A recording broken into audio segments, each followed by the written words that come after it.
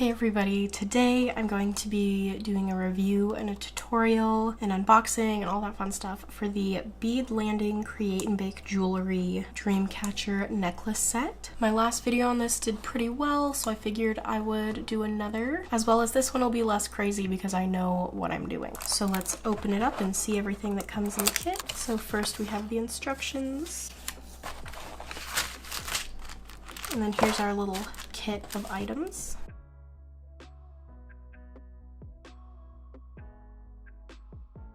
So we have our little plastic pieces. Looks like we have gray, clear, glittery brown, and turquoise,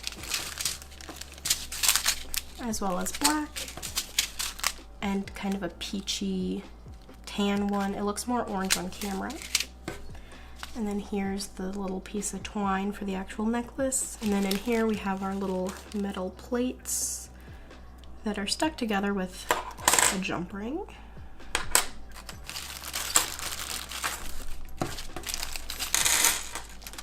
The little metal pieces and the jump rings and some beads. So let's just get started. Let's look at the directions real quick. So first step is preheat the oven, so let's go do that. Now we're going to place metal charms flat side down on the pan.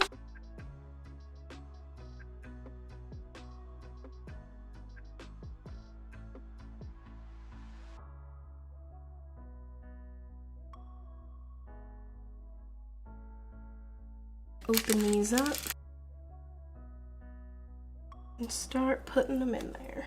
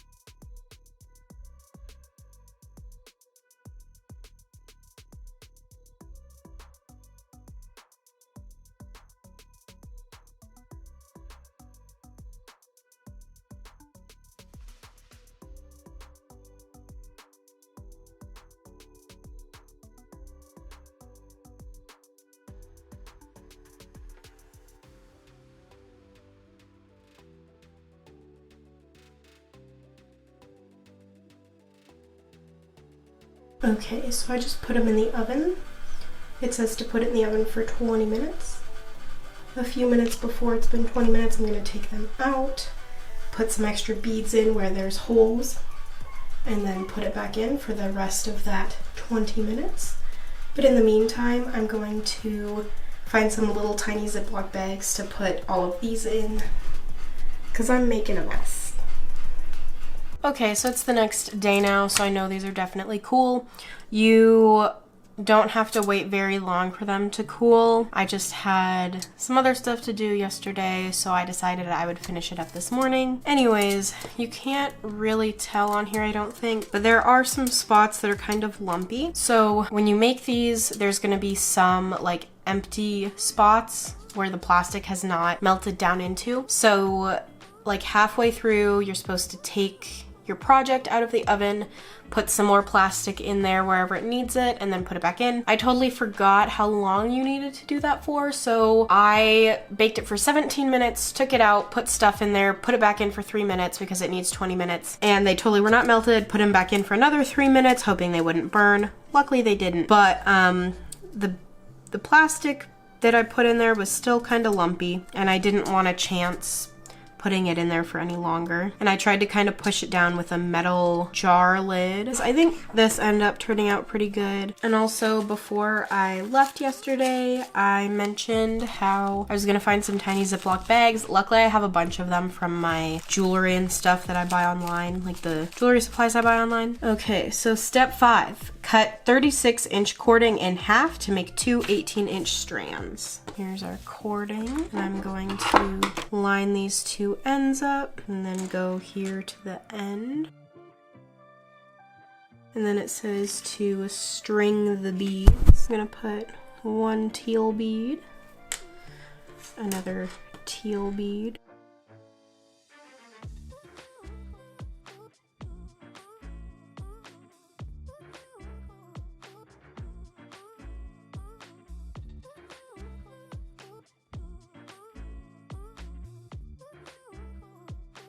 put strands together, create a loop on one end, and tie a bead on the other.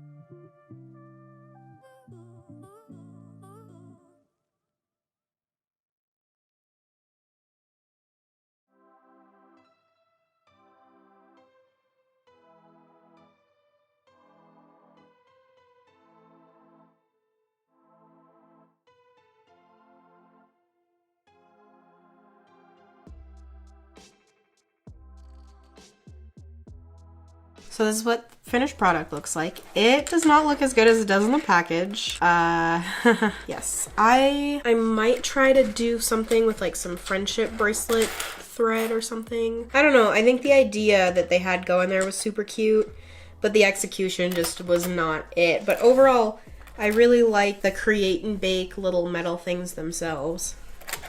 If you want more of like a review, you can check out my other video with these where I made the bee earrings and necklace. And I feel like that video is more in depth because like we're learning together, whereas this I kind of knew what I was doing. But anyways, if you guys want to see more create and bake videos, just let me know in the comments down below. Other than that, make sure to like, comment, and subscribe. Thanks for watching.